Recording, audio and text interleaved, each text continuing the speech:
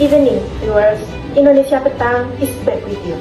I'm Adelia Maharani and we'll begin today's news with heartbreaking news from Nusa Tenggara. A fourth grade elementary school student in Jerebu district, Ngada Regency, was found dead after taking his own life. The cause was heartbreaking, despair over not having notebooks and pens for school. YBE, an elementary student in Ngada, NTT, committed suicide due to poverty-induced despair. The primary trigger was his inability to afford notebooks and pens for school, compounded by unpaid school commuter fees. He lived in an extremely dilapidated shack with his mother, a low-income farm laborer. We are directly connected to Irma Siti Halimah in Ngada Regency. Please report back, Irma.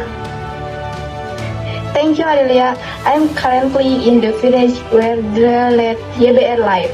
While we were unable to speak with the authorities on camera, Ibtu Sukanto from the Ngada Police Department has confirmed that the tragic incident did indeed take place.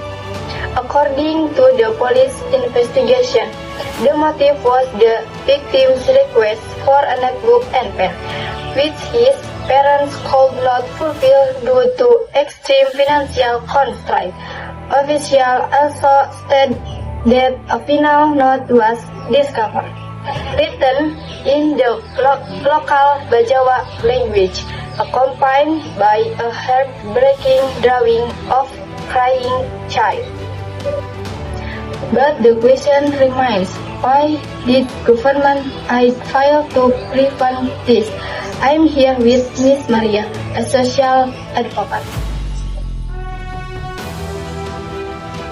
Miss Maria, why was a simple notebook still out of reach for this family? The aid exists on paper, but the family can't access it.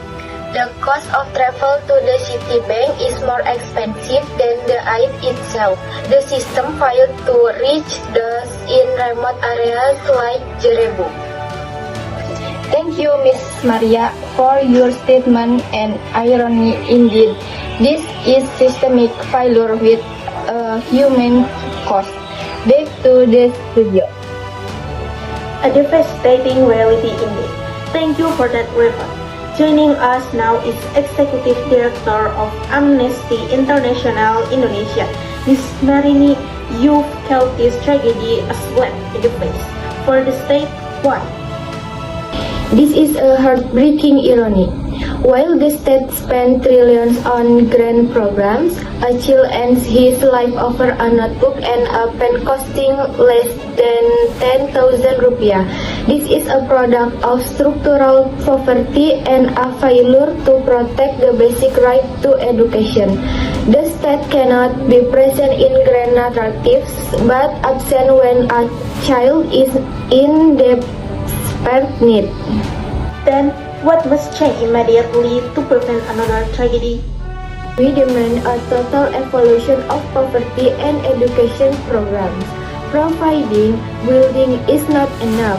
The state must ensure every child has learning tools without financial barriers.